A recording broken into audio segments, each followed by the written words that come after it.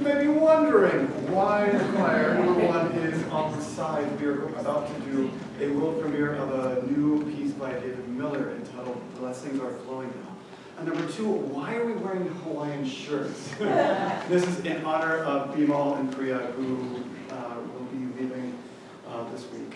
And we want to honor the wonderful time that they have spent with us and all their energy and dear friendship. So, without further ado, blessings are flowing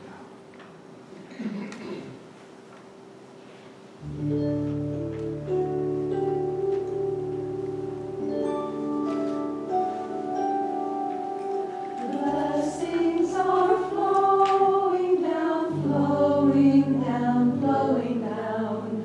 Blessings are flowing down into my soul. Blessings are flowing down, flowing down, flowing down. Blessings are flowing down into my soul. Blessings are flowing down, flowing down, flowing down. Blessings are flowing down into my soul. Blessings are flowing down, flowing down, flowing down. Blessings are flowing down into my soul. Blessings are flowing down, flowing down, flowing down. Blessings are flowing down into my soul. Blessings are flowing down, flowing down, flowing down. Blessings are flowing down into my soul. Blessings are flowing down, flowing down, flowing down. Blessings are flowing down into my soul. Blessings are flowing down, flowing down, flowing down. Blessings are flowing down into my soul.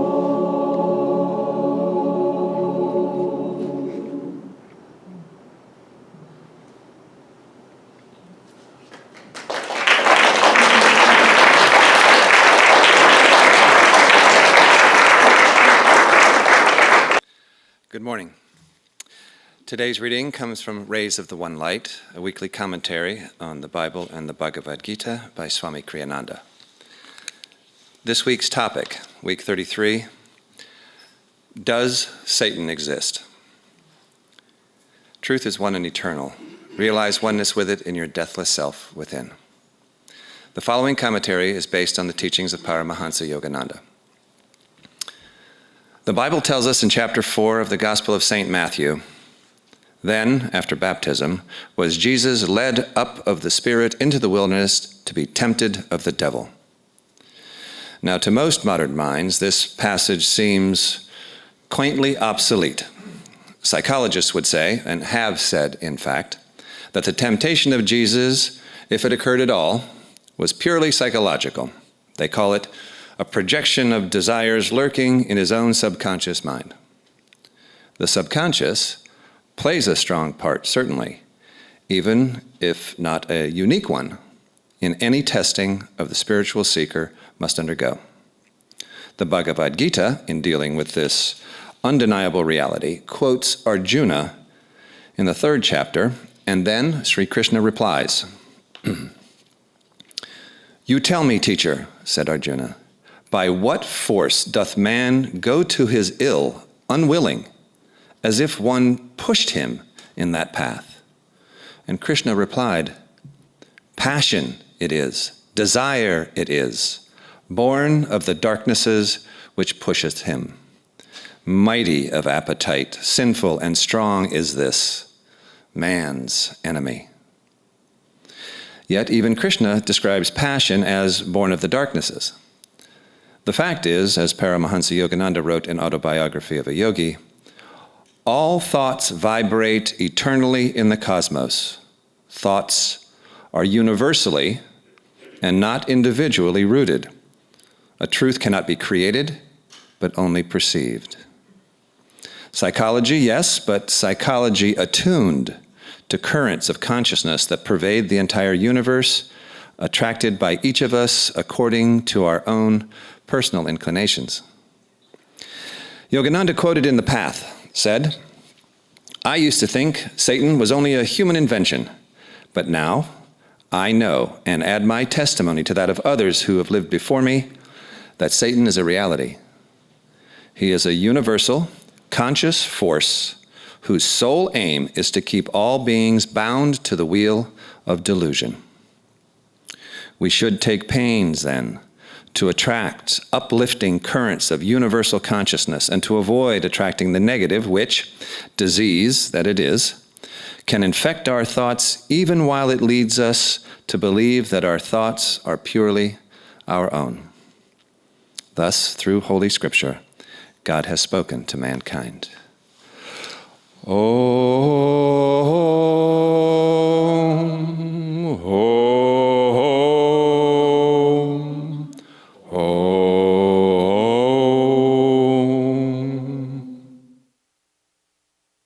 Well, good morning, everyone. It's a great joy for me to come, and yet it's mixed with the fact that Padma, my wife, was unable to come at the last minute. She had a knee replacement surgery last year, and we thought the left one would be just fine, and then suddenly at the last 2 days of our vacation, a few days ago, crunch. And so she's at home, not moving very much, and we have the next surgery scheduled, and she's looking forward to it, but very disappointed that she's not here to see so many friends, new and old. These Hawaiian shirts, though, I don't think we should start this trend. If I'd have known, I'd have worn my blue Hawaiian shirt. This isn't the first time I've said goodbye to Bimal.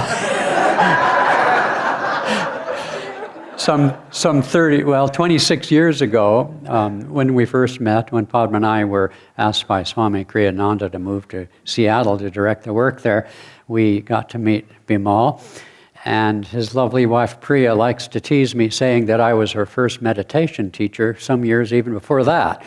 So we go back a few years, don't we? And so here we are.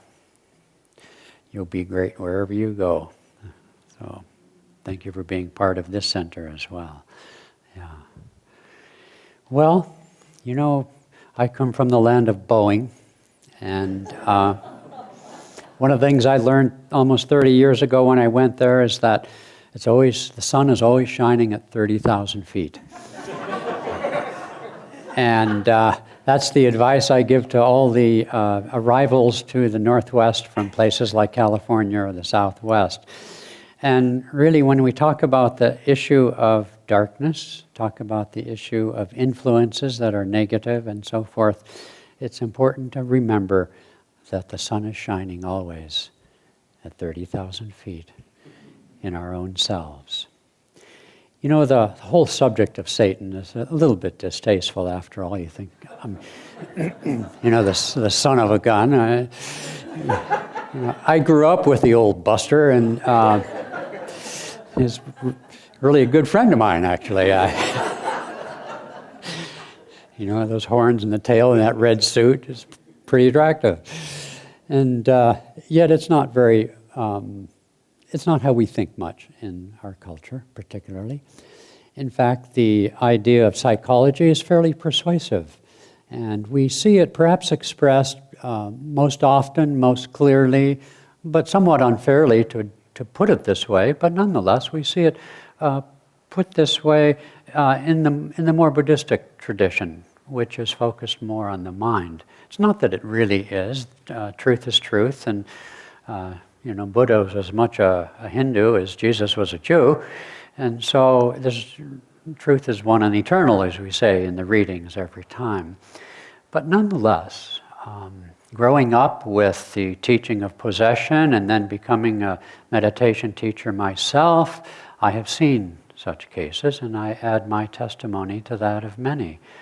One of our members years ago, and if there's a few of you here who know him, got into the act of channeling, just channeling, but using a pendulum.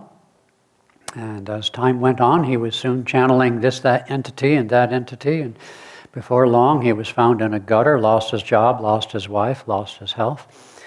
But I actually saw him at a Unity Church service I gave not too long ago, so I know he's still alive, but he came awfully close to leaving this earth plane. So playing with the darkness is something that some people have a certain karma and are attracted to. In Swami Kriyananda's autobiography, The New Path, he gives the story where he, as a neophyte, as a new monk in the ashram there in Los Angeles with Yogananda, heard one of the other monks talking about an experience with a disincarnate entity that he had, and Kriyananda thought, well, that sounds interesting. I should try that. And, well, please don't. It wasn't that long ago, actually. I had an experience of something in the room, late by myself off somewhere, and it felt very dark and very threatening. In fact, the other day I was taking a walk with a friend of mine around our community and bumped into one of our residents there, and she was telling me how she and her husband were back east and staying in a B&B or something that had been, back in the Revolutionary time, the surgery room for during the Revolution. I don't know for which side of the battle, but anyway. And she was asleep at night and felt and saw a light appear and felt quite threatened by it. So even though we don't particularly talk about these things, they do exist. And Swami Kriyananda then had a dream after his expressing even just the slightest interest in these affairs. And you know, think about it, 100 or more years ago, trans-channel medium, that sort of thing was very popular. And all the great masters say, this is dangerous stuff. You don't know what you're opening yourself up to, even if they declare themselves as to be Jesus Christ or whomever. And so Swami had this dream that came to him almost immediately after his mental thought of interest in these things. And in the dream, he was at a party or something like that, a gathering, and he thought, somebody's waiting for me. And so he walked into the next room, and just a bare light bulb, you can imagine the scene, but this was his actual dream. And then he opened a door into a darkened room, was about to turn on the light, and then he said, I'm not afraid, and just left the light off and said, come! And then suddenly the sound started to come. And he said it was the sound of Om, but the dark version of Om, the outflowing Om, making distinctions and separations and affirming our separateness and so forth, and our attachment and identity with the creation itself. After all, did not Satan offer to Jesus Christ dominion over all things? I just think of that incredibly beautiful song that we sing in the oratorio. It's just, my hair just goes like this every time. It's thrilling. And so, and then the sound came, and he felt his body spirit being pulled out of his body out into a window, and then he realized the force was much greater than he, and finally, though he was quite curious about it all, even in that moment, but finally he became somewhat fearful, and he cried out, Master, and then the dream ended and he awoke. But it was more than just a subconscious dream. It was a real experience. You know, Yogananda would tell the story of, it's so interesting. Last night, I came into Portland after a lousy drive down. You know, the drive up and back is lousy, isn't it? God, it's only 3 hours. It only took me 4.5. And so I get in and staying with my son, lives here in Portland. He was born and raised at Ananda village and has his family here. So I stayed there, but playing with the kids, you know how it is. I didn't really get to my room till 10 o'clock last night to give some thought about this Satan thing. And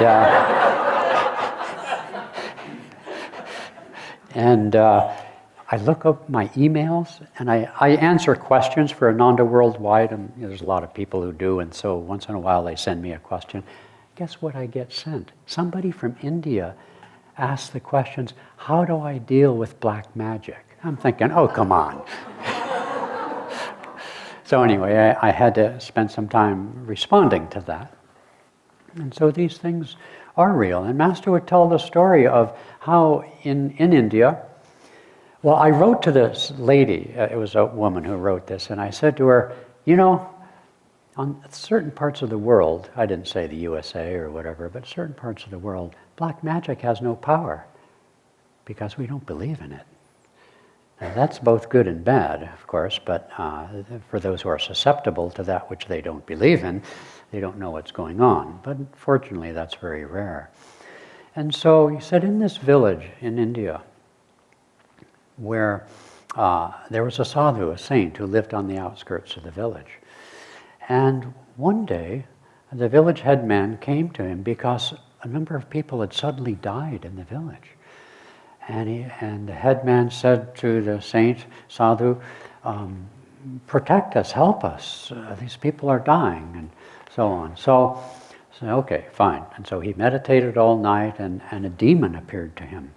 And he said, don't you harm these villagers. They're under my protection. And the demon said, oh, okay, all right, you know. And you know how they are. And so, fine, all right. But then later, a few days later, maybe a week later, the headman comes back and said, more people have died. And so the saint said, okay, I'll get back with you. So he goes into meditation, summons the demon to him and said, I told you not to harm the villagers. I said, I didn't harm them. They died of fright. You see, the sun is shining at 30,000 feet because it's our vibrational attunement with the dark forces, with temptations, with addictions, with bad habits, with anger, irritation, irritability, and so forth. It's our resonance that attracts those universally rooted powers and consciousness. I remember Kriyananda, I think it's in the book Cities of Light. There is a chapter there you really must read. I think it's the final chapter, and it's called Expanding Light. Okay. And he talks about there are rivers of consciousness flowing through the cosmos. And those rivers of consciousness, some high-minded, some very dark, and everything in between, are drawn to the magnetism of our souls. Well, really the magnetism of our ego, let's face it. The magnetism of the consciousness that inhabits this physical form acts like a magnet. Yeah, I know, I'm falling apart.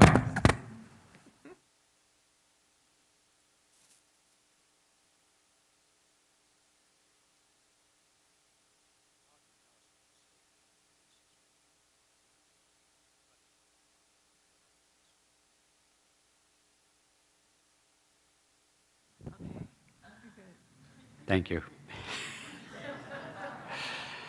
And so we are the source of the troubles we receive. We are the source of those thoughts, that negativity. And negativity exists in every one of us. You know, Yogananda would caution new arrivals to the ashram. He said, negativity exists everywhere, even here. And so when we have new residents in our community, I always sit them down and say, listen, we're not saints yet, okay? We're not perfect. On the other hand, we don't need you to reform us.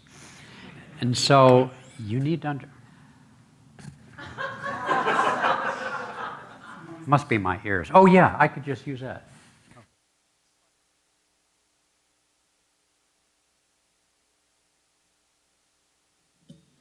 You know, I don't usually have this much trouble with things, but anyway, must. Hello, the voice of God is still here. So, oh gosh, where was I? Both the solution as well as the problem lies with us. And have you ever heard of the Book of Thoth? the Egyptian Book of Thoth? Okay. And of course, you all know the Garden of Eden story. And in the Garden of Eden story, the more familiar of the two, we know that Adam and Eve, representing you and I, were tempted, as we are tempted in life, to eat of the fruit of the tree of knowledge, the tree of good and evil.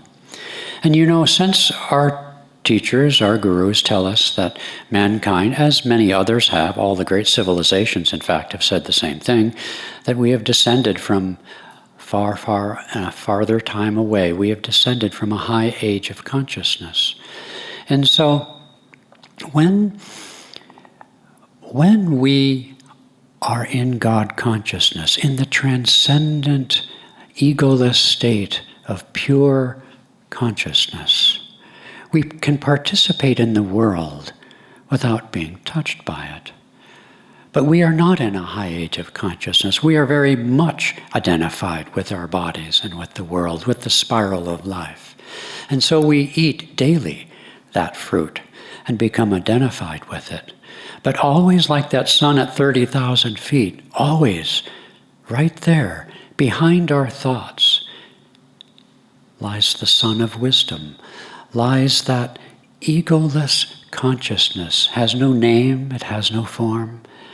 And not unlike Satan, it is a great threat. It is a great threat to the ego. And although we say a lot of good things about meditation, we rarely disclose the fact that it'll take you to the abyss. It'll take you to the point, the dark night of the ego, which is wherein lies the actual resistance to meditation that you experience, that I experience every day. Because the ego doesn't want to shut up. It wants to stay in control. The thought that my thoughts will dissipate like fog under the sun and enter the clear light of pure awareness without any objects, without any emotions or any reactions, is the greatest threat to our extinction. It's why the Buddhists, in fact, emphasize, Buddha refused to speak of what lies on the other side through the gateless gate. That was just his way. But our gurus have said what lies in the great poem Samadhi, which I recite every day, in that joy, in that bliss. And so we have to understand what we're up against, but it begins and it ends with us. We have nothing to fear from outside forces, lest we be stupid enough to attract them. And so if we remain in the heart of that presence, who has no name, but is always with us, just behind our thoughts, nothing and no one can harm us. This is the secret, the teaching of self-realization. And the gurus come because in this world of duality, in this world of the fruit of the knowledge of good and evil to which we get identified, which when we are enlightened, we can move through this world and do this and do that without attachment, that's fine. But so long as we are attached, we need way showers. We need entities, vibrations, consciousness.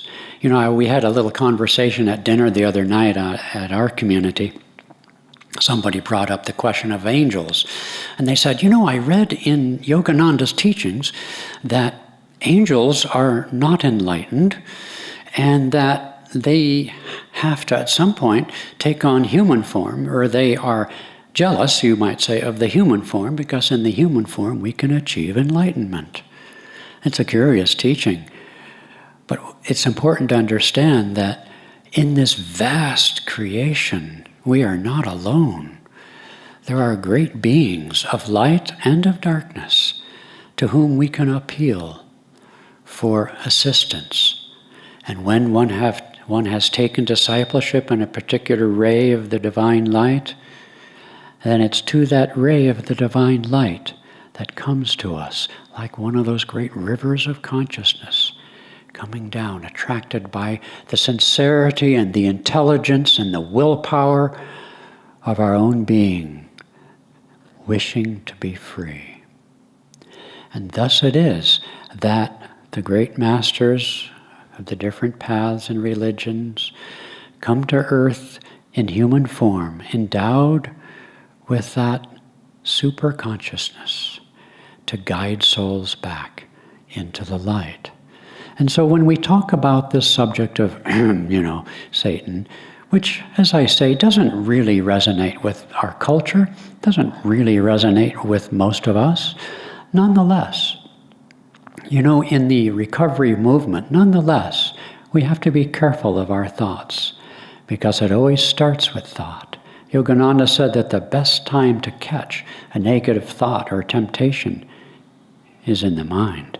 Because once the energy starts moving towards that bottle of whiskey or whatever it is, you can fill in the blank as you like, whenever the energy starts moving in that direction, it's very hard to recapture.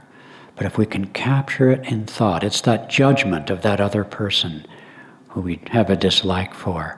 If we catch that thought and just like we do in purification, burn up the slip and lift our eyes unto the hills, then it's much, much easier at that level in order to deal with those things.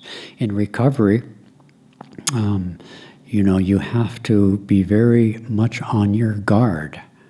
I've worked with different ones in the different categories of recovery and so forth, and I have a lot of respect for the methods and the teachings of that movement, because thoughts are subtle. I can go to the bar and just have sarsaparilla? No, have a Coca-Cola with my friend. And so one step goes to the next. And so it is with lots of other things. Pornography is a great issue in our culture today, for example. Any number, what do you call these things? I just love it. I was out hiking here recently on Camino Island, and the hikers were all like that. Addictive to restlessness has an endless and infinite variety. And we all have our poison, don't we? But it starts with thought. There is nothing to fear except if the power goes out. Because then I'm done. There are certain friends of mine who would like that to happen more often than it does, but here I am and there's nothing you can do about it. No, but in fact I'd like to end with a reading from Whispers from Eternity, and with the affirmation that indeed we do have nothing to fear. And with like-minded friends and satsang, whether in virtual community or residential community and satsangs like this, we have the power and the grace that flows through the great masters that gives us protection and light. So let me close with this reading. Make me a lion of thy all-conquering wisdom. I, a lion cub of the Divine Mother, found myself thrown into life among the sheep of human frailties, of fear, failure, and disease. Living among them, I learned to bleat with weakness, forgetting my lion nature and its roar, which could frighten away all petty, pestering sorrows. O lion of realization, thou didst drag me away from those bleating sheep to the mere smooth waters of meditation. There didst thou cry, gaze, but I held my eyes tightly shut, bleating with fear. Thy roar of wisdom then reverberated through my body. Thou maddest me by hard shaking and spiritual urging, open my eyes. And there, lo, in the crystal pool of my inner peace, I saw my features to be even as thine own. Now I know that myself is the lion of cosmic power. I will bleat no more with fear, weakness, and suffering, for I roar now with vibrant, almighty power. I bound about through the forest of all experiences, seizing little creatures of vexing worries, timid fears, and wild hyenas of disbelief, devouring them ruthlessly. O Lion of immortality, roar through me thine all-conquering power of wisdom. Let's have a moment of silence.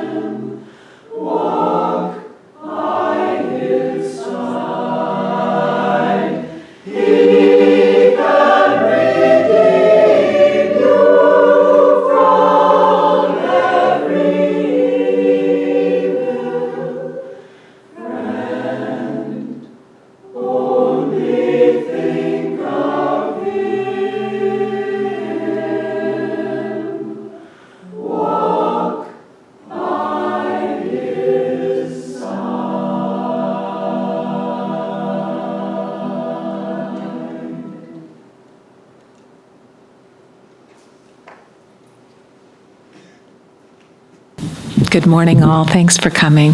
Thank you for being here, Hriman. Wanted to let you know what was coming up. Right after service today, we have our monthly Healing Prayer Circle gathering. So you're all welcome to go out and partake in our clarity room over there of snacks and satsang. But then when we ring the bell, anyone is invited to come back into the sanctuary and join in healing prayers. We also have a wonderful event coming up this next weekend, Saturday, Guru Night, which is an annual event once a year during the summer when we can be outside. We have this event at our community out in the green space. We create shrines for each of the gurus, and we have a pilgrimage during the night where we move from one shrine to the next. We chant and pray and meditate. We tell stories and talk about each one of the avatars, and we wind up in the dark, in the late evening, with a very, very deep, sweet, devotional time together. You are all welcome to come. It's beautiful. Bring a wrap or a sweater because we do stay out after dark. If you have any questions, let me know. And then we have also on Saturday the 31st, at the end of the month, we want to let you know Ananda House is having their anniversary open house from 2 to 4. And ask if you want more information about that. Again, all are welcome to come and celebrate. This is 8 years that Ananda House has been here with us, and we want to express our gratitude for everything they're doing. Today, right after service, we have Vajra Madden in the lovely turquoise Hawaiian shirt. He's going to be starting a little project of taking people's pictures. We would love to have a bulletin board out here with people's pictures and names. That will be very helpful so that we can help identify one another and introduce newcomers to our congregation and all the devotees here. We're not going to get it all done today. Today we're just getting a start. So if he taps you on your shoulder or asks you to come into the front classroom and take your picture, please be nice and cooperative. And We'll just continue the process until we're sort of finished, but then it'll be ongoing, I'm sure, as we have more people that come. And we want to put a plug in for Art and Science of Raja Yoga, which is our big course on the philosophy of Raja Yoga, of self-realization, of these teachings. It's like 14 classes over many weeks, diving deep into all the practices, into the philosophy, doing yoga together, sharing a meal together. It's a wonderful course. We only do it twice a year. It's starting in September 10th. And we especially want to encourage all of those of you who've done it before and think you already know it to come on back and join us for more fun and adventures. If you have any questions, please ask us. Sign up for our newsletter so that you know what's going on. Thank you.